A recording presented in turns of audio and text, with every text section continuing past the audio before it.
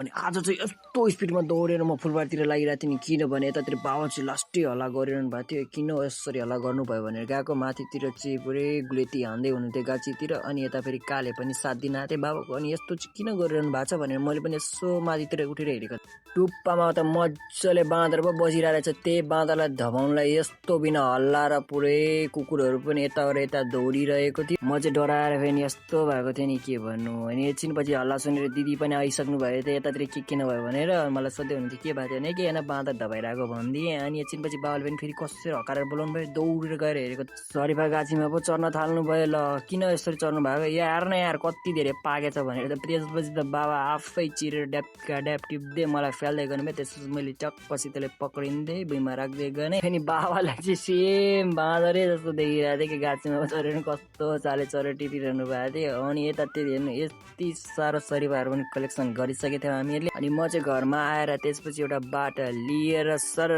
गएर त्यसपछि सबै सरिफा जति त्यसमा हालेर फेरि यता दिदी चाहिँ पुरा मस्तसितले सरिफा टेस्ट हान्दै हुनुहुन्थ्यो। अनि त्यो बोकेर अनि म चाहिँ घरतिर लागेँ। अनि घरमा आएर चाहिँ कुन कुन पाकेछ भने यसो टेस्ट हानेको, 2टा मात्रै काँचो निक्ल्यो भने अरू सबै पो पाकेको रहेछ।